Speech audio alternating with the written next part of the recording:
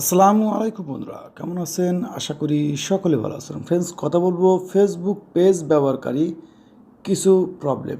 যেমন আমরা যখন ফেসবুক পেজের ওপরে ভিডিও আপলোড করি, সে রিয়েল কন্টেন্ট হোক আর কপিরাইট কন্টেন্ট হোক, সেখানে একটা ইস্যু দেখা দেয়। ইস্যুটা কি? এখানে আমরা যদি নোটিফিকেশন বারে আসি কিংবা আমাদের ফেসবুক সাপোর্ট ইনবক্সে আসি, সেখানে একটা নোটিফিকেশন দেখা যায় মাঝে মধ্যে, কিন্তু এটা নিয়ে অনেকেই ভয় পেয়ে যায়, আবার অনেকেই বলি না এটা কোনো ব্যাপার না।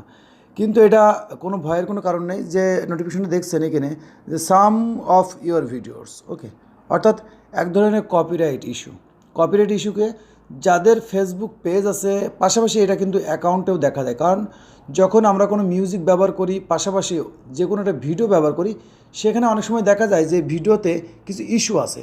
তো এই সমস্যার সমাধান কী, অনেকে এই বিষয়ে বলে, তাই অলরেডি একটা ভিডিও দেওয়াও আছে। তা রিসেন্টলি দেখলাম যে আমার আইডিতেও একটা পপ আপ আসছে। তো এই বিষয় নিয়ে কমপ্লিটলি যেটা সমস্যার সমাধান কীভাবে করবেন।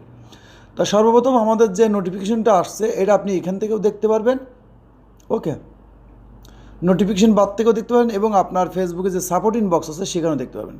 তো আমরা এখান থেকে ওপেন করব, ওকে। তো এখানে যখন ওপেন করব তখন একটা পপ আপ আসবে, যে পপ আপ দেখা যাচ্ছে যেখানে আপনার যে ভিডিওটা আমরা ব্যবহার করেছি সেই ভিডিওতে কিছু অংশ কিংবা কিছু জায়গায় কপিরাইট ইস্যু দেখা দিয়েছে। অর্থাৎ তার ভিতরে কিছু মিউজিক বেজেছে কিংবা কোনো মিউজিক অ্যাড ছিল, যার কারণে কপিরাইট ইস্যু দেখা দিয়েছে, ওকে।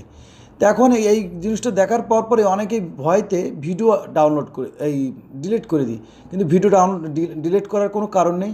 এখানে কিছু সলিউশন আছে। যদি বলেন ভাই আমার তো নিজের ভিডিও, নিজের ফ্রি ভিডিও, তাহলে আপনি ফেসবুকের কাছে প্রুফ সাবমিট করতে পারেন। যদি বলেন না কপিরাইট কন্টেন্ট, তাহলে আপনার ভিডিও ডিলিট করা লাগবে না, এর একটা সমাধান আছে, ওকে। তো সি ডিটেলসে ক্লিক করবো। সি ডিটেলস ক্লিক করলে এরকম একটা ইন্টারফেস আসবে। তো ইন্টারফেসের মধ্যে বোঝানো যাইছে that your change to your video because of the copyright match. অর্থাৎ আমি যে ভিডিওটা কিংবা আপনি যে ভিডিওটা ব্যবহার করছেন সেই ভিডিওর মধ্যে কোথাও না কোথাও আপনার কপিরাইট ইস্যু আছে। তো কেমন কপিরাইট ইস্যু?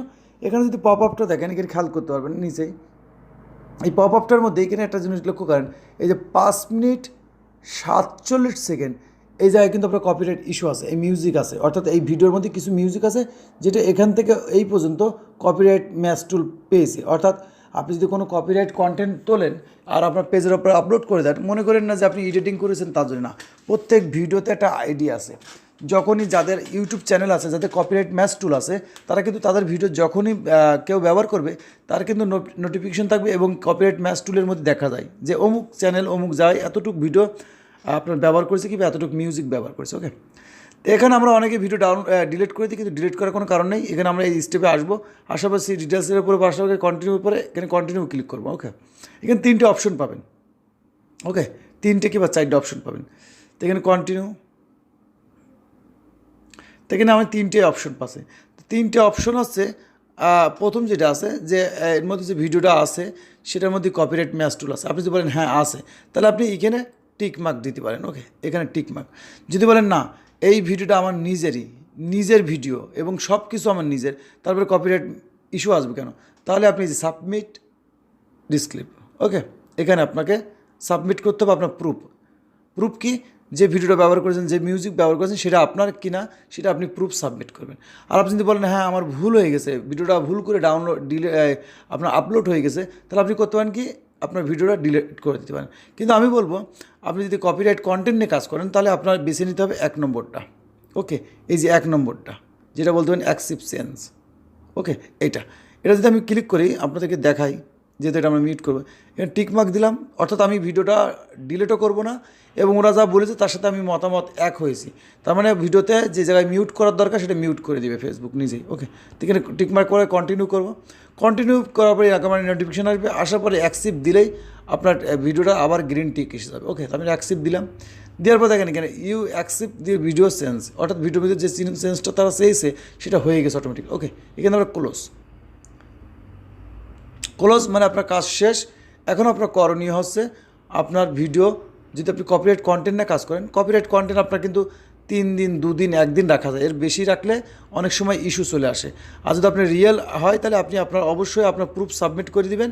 প্রুফ সাবমিট করলে কী হবে, এখানে আপনার যে প্রুফটা তারা যাচাই বাছাই করে দেখবে যে হ্যাঁ আসলে আপনি যে মিউজিকটার জন্য কপিরাইট ধরাইছে সেই মিউজিকটা আপনার, এবং যে ভিডিওটা ব্যবহার করছেন সেই ভিডিওটা আপনার।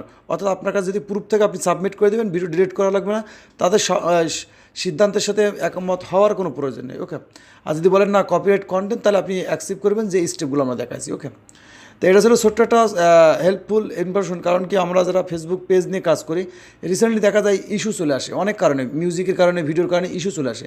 তো আপনি চাইলে এইভাবে সমাধান করে দিতে পারেন, কারণ অনেক দামি ভিডিও, অনেক কষ্ট করার ভিডিও আপনি কিন্তু ডিলিট করে দেন। ডিলিট কখনো করবেন না।